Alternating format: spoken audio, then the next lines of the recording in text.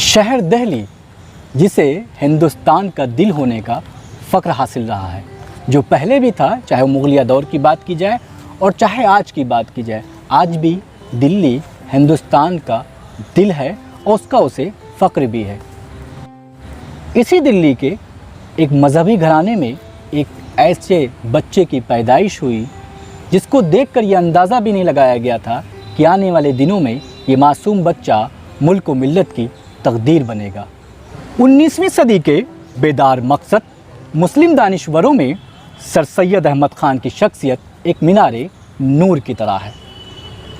وہ ایک فرد نہیں، پوری انجمن تھے۔ وہ ایک ماہر تعلیم علم، سیاستداں، اسلامی اسکالر کے ساتھ ساتھ ترقی پسند رہنما بن کر ابھرے۔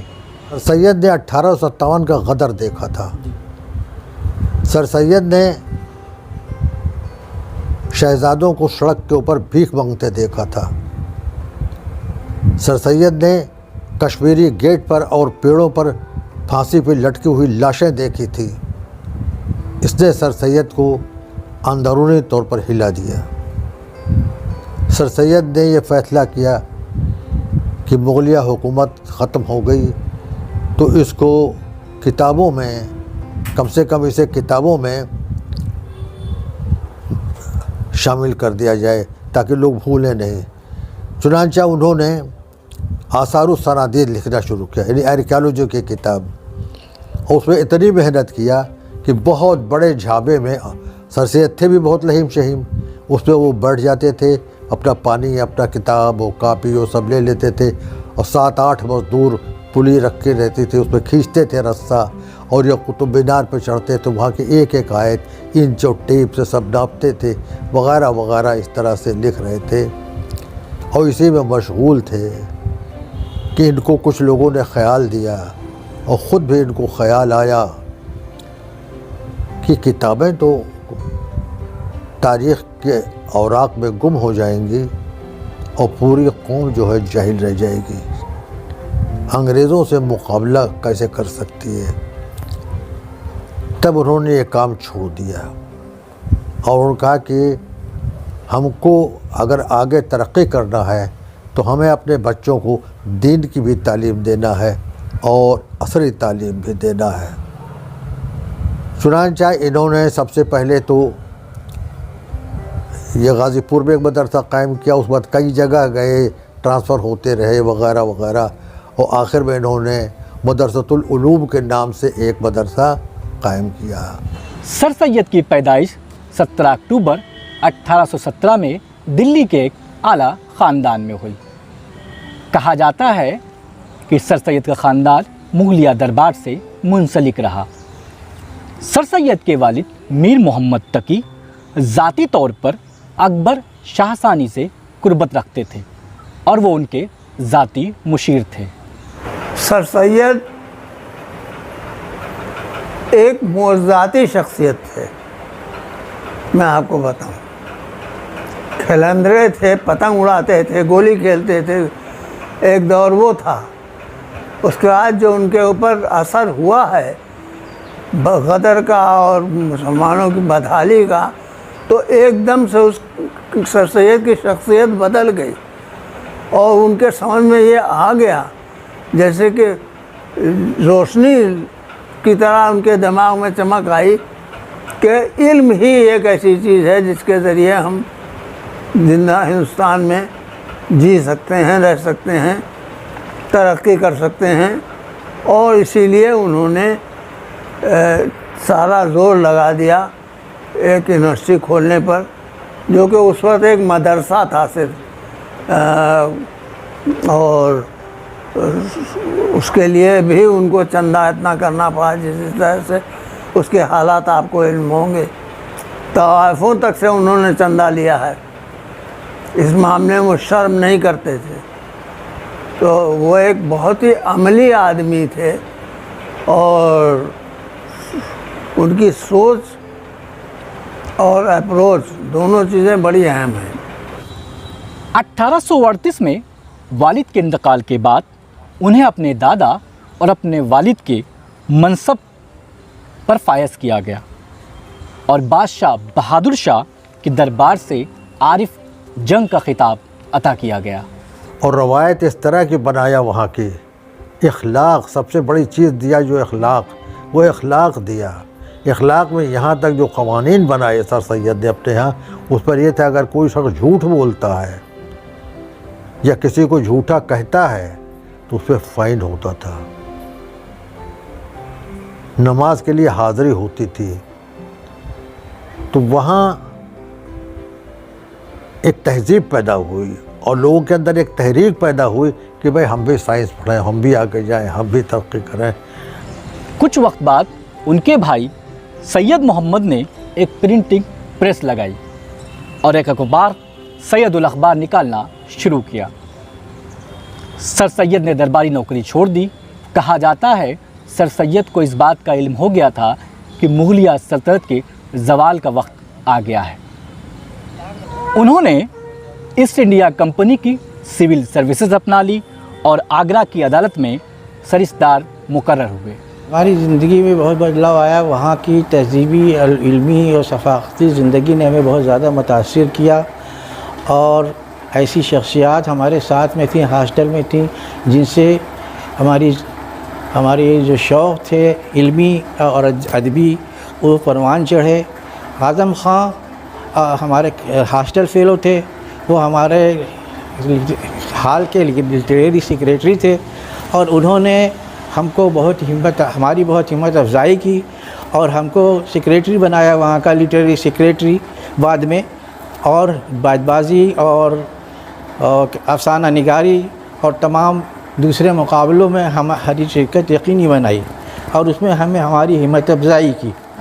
سر سید علم کے معاملے میں ان سے بڑھ کر کوئی دانشور جو ہے ہندوستان میں پیدا ہوا نہیں۔ وہ ان کے ایک ویژن تھا، ان کے پاس ایک نظریہ تھا ان کے پاس۔ اس نظریے کا مقصد تھا کہ ہم اپنی قوم کو آگے لے جائیں اور آگے بڑھائیں اور تعلیمی اور ثقافتی بلندیوں تک اس کو پہنچائیں، اور جو لوگ اس وقت انگریزی تعلیم حاصل کر رہے تھے وہ ان سے پیچھے نہ رہ جائیں۔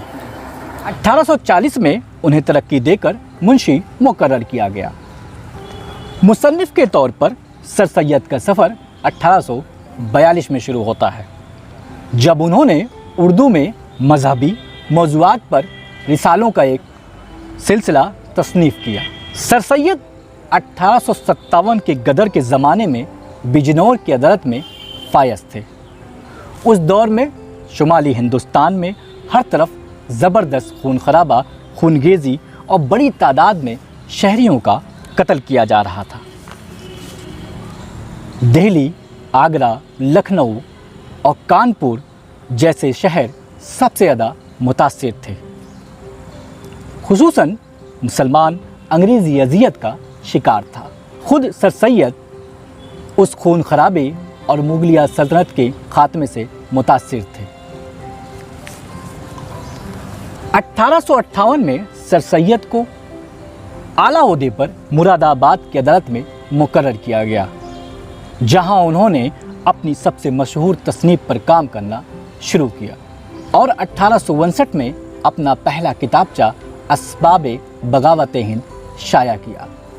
دیکھیے، سر سید احمد صاحب ایک ایسے شخص ملے جو کہ مجھے یہ لگا کہ یہ بہت بڑے بگ ڈریمر تھے۔ ہی واز بگ ڈریمر، اور ان کا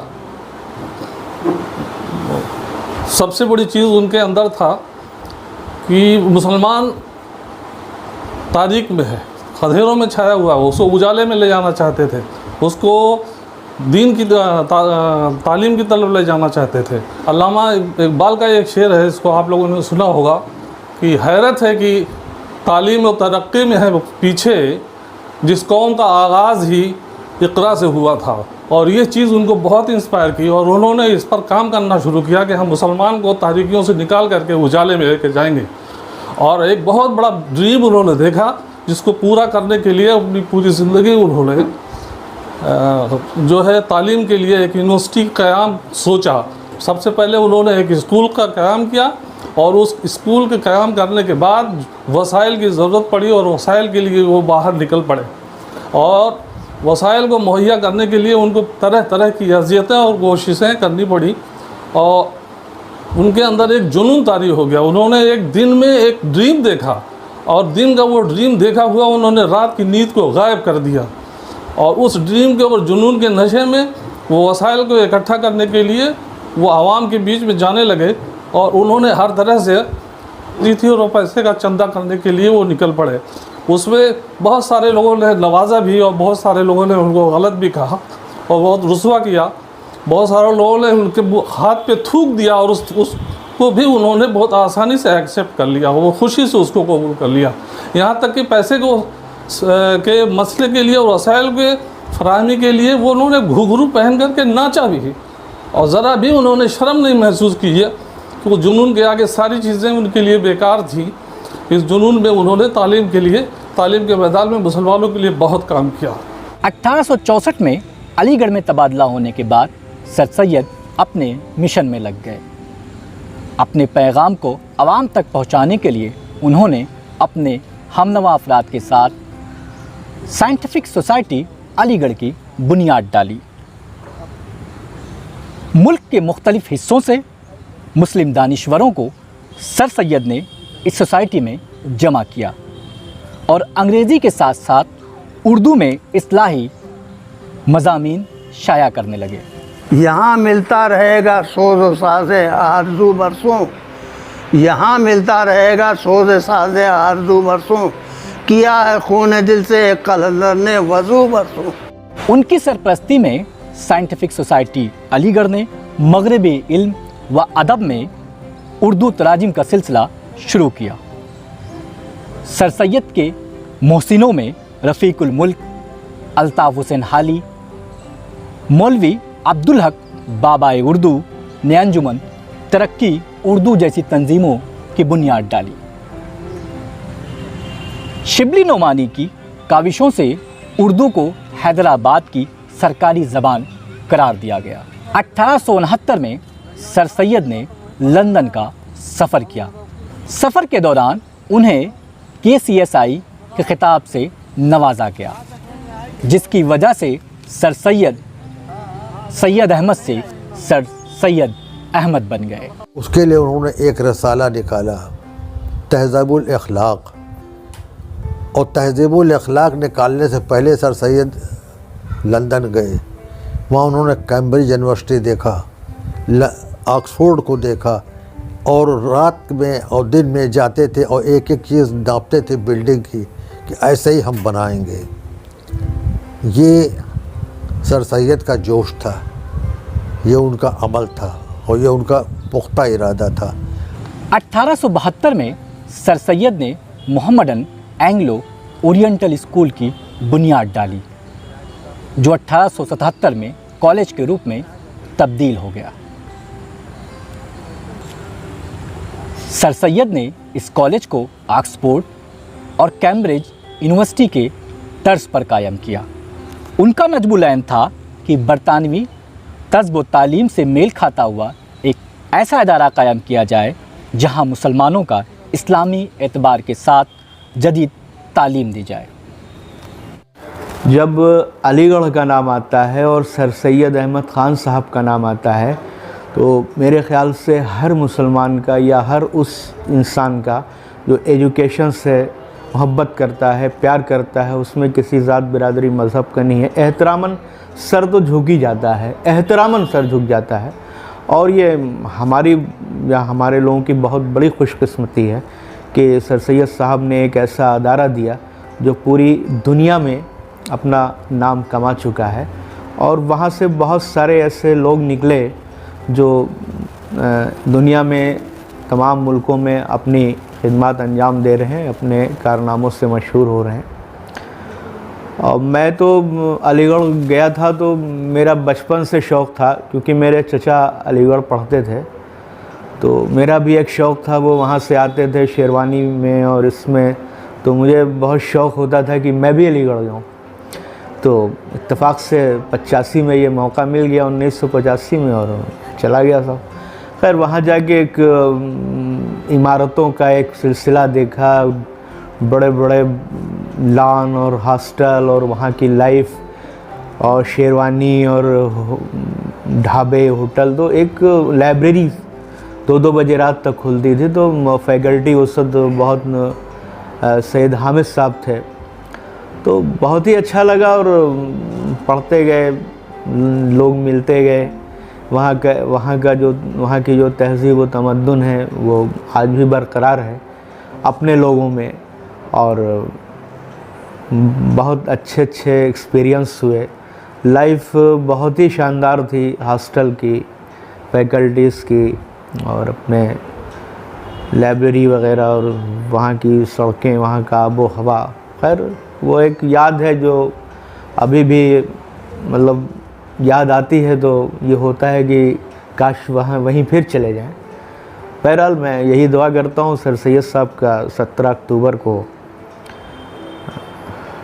تاریخ پیدائش ہے، ان کی ولادت ہوئی تھی، اور میں پورے اپنے تمام ہندوستان کے اور تمام دنیا میں پھیلے ہوئے تمام علی گیرینس کو، تمام لوگوں کو اس کی مبارکباد دیتا ہوں. پہلے یہ کلکتہ یونیورسٹی اور بعد میں 1885 میں الہ آباد یونیورسٹی سے منسلک کر دیا گیا. سید کا مشن اتنا آگے بڑھ گیا تھا کہ انہیں ایک اپنی یونیورسٹی کی ضرورت پڑنے لگی. وقت بعد 1858 میں ایک ایسا دور آیا جب سر سید یونیورسٹی کا خواب بسائے اس دنیا سے رخصت ہو گئے. سر سید کے انتقال کے بعد ان کا یہ مشن جاری رہا. کالج میں نئے کورس شروع کیے گئے. 1907 میں لڑکیوں کے لیے ایک اسکول شروع کیا گیا اور 1920 میں مسلم یونیورسٹی کے روپ میں تبدیل ہو گیا. اسی بر صغیر میں سر سید کے خواب کو تعبیر دینے کے لیے علی گڑھ کی وادیوں سے ایک شاعر نکلا، اسرار الحق مجاز، جس نے نظر علی گڑھ میں سر سید کے خواب کو تعبیر دی، جو آج بھی علی گڑھ کی وادیوں میں، علی گڑھ میں اس کے ترانے کے روپ میں گونج رہا ہے.